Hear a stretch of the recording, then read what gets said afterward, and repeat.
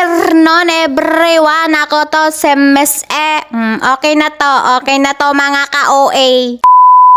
Yung hapon nga mga ka-OA, ginala ko nga ito si Maho. Pag nasa bahay lang siya mga ka-OA, madyang maglakad kapag niyaya mong kailangan talaga lagi siyang nilalabas para masana. Ito nga kami ni Maho naglalakad-lakad sa malapit sa bombero, sa may pasita. Na dito kasi malilim tsaka mahangin pa, maraming puno. Ay ilan lang dito mga taong tumatambay. Hindi sana kami dito ni Maho maglalakad-lakad mga ka-OA. Sana kami sa mga parking lot malapit sa supermarket. Kaso nga lang sobrang init kaya lumipat kami dito. Mas okay na to kasi para mas malapit na yung lalakarin namin. Kaya habang nandito kami mga ka-OA, abay i-enjoyin talaga namin to. So wala naman mga bata dito mga ka-OA, abay papalaruin ko nga to si Maho. Abay syempre kasama ako dyan. Alam nga na si Maho lang. Ka-OA mo Miss A. Lilipat na nga kami mga ka-OA ng kuta ni Maho. Doon kami sa mga playground. Abay social si Maho, naka-playground. Si mamaya mga ka-OA, abay uuwi na nga rin kami mamaya ni Maho. Kasi mga ka-OA, sobrang tirik na yung araw. Initan na yung bunbunan ng ulo ko. Kaya sabi ko sa kanya, enjoy niya pagiging aso niya. Kasi ngayon lang natin to gagawin Maho, maglaro sa kainitan. Nag-enjoy ka. Ka-OA ni Miss A. Kasi sa tanang buhay ni Miss A, hindi pa siya nakapaglaro sa playground. Ka-OA ni Miss A. Andito na nga kami mga ka-OA. Medyo malayo-layo nga kasi nasa dulo pa. At ito si Maho, wala na talaga siyang samod kasi gusto niya nang umuwi. Ito naman si Miss A, napakasimuha. Kaya pati si Maho walang magawa. Kaya dito na ni Miss A sisimula ng kanyang kalokohan. Kahit sobrang init, ginawa pa rin ni Miss A ang kanyang makakaya. Sobrang init nga mga ka-OA nitong bakad. Pero si Miss A wala parang naramdaman kasi wala talaga siyang pakiramdam. Ginawa niya pa rin kahit sobrang init. Kanyang kakapalang balat ni Miss A. Pati si Maho dinamay. Gagawin nga lahat ni Miss A, maranasan lang pagiging bata. At syempre pati na rin si Maho mga ka-OA. So habang nandun nga ako mga ka-OA sa taas, abay bigla na lang namatay yung cellphone. Kaya uulitin na lang namin ni Maho. Ito na talaga mga ka-OA yung final. Lalo ang uminit tong mga bakal mga ka-OA. Ramdam na nga ni Miss A yung init sa puwet niya. Pa rin siyang choice kasi gagawin niya talaga. Kanyang katigas ang ulo ni Miss A. Sabi napaka-OA ni Miss A. Ito na nga mga ka-OA, ginawa na talaga yung gusto niyang gawin sa buhay niya.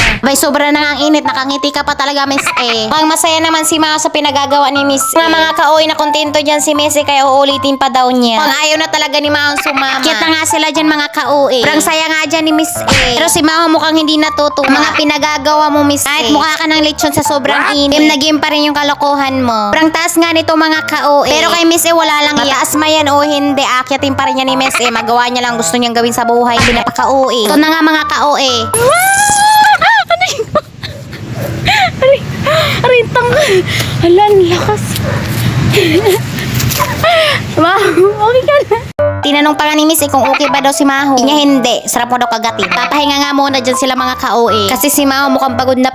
Pero ito si Miss A walang kapaguran. Grabe, sobrang init na nga dito mga ka-OA. Grabe, na nga ang dila ni Maho sa sobrang init. Bago nga kami umuwi mga ka-OA, ipapakita ko nga sa inyo yung pinagdambayan namin. Hindi na nga namin ni Maho inakyat. Kasi sira-sira na yung iba. Tanggal na rin yung duyan-duyan. Tanggal na rin yung upuan. Ayos na lang paglaruan dyan. Ang hagdanan tsaka yung pinag-akyatan namin ni Maho. Ganda talaga dito mga ka-OA. Kahit sobrang init may masisilungan ka. Pauwi na nga kami mga ka-OA. Itong kasama ko dinat na ng katamaran. Nagpabuhat na naman siya. Ito na talaga laging ginagawa ni Maho. Kung saan aalis na kayo tsaka naman siya magtatamad-tamaran. Kaya wala ka talagang choice kundi buhat. Kaya nga mga ka-OA, may nangyari nga habang pauwi na kami ni Maho. Dito sa unang likuan may mga aso dito. Kaso nga lang hindi ko alam na pinakawalan pala nila. Kaya ito yung nangyari. Muntik na kaming kagating ng aso. Hindi ko na nga nakuhang mag-video pa mga ka-OA. Takot talaga si Miss A. Malayo pa lang nakita ko na talagang tumatakbo siya papunta sa akin. Tinulungan kami ni Kuya na naka-tricycle na maitabo yung aso. Salamat sa'yo Kuya, God bless. Ang dito na nga lang mga ka-OA, bye-bye sa iyon tanan.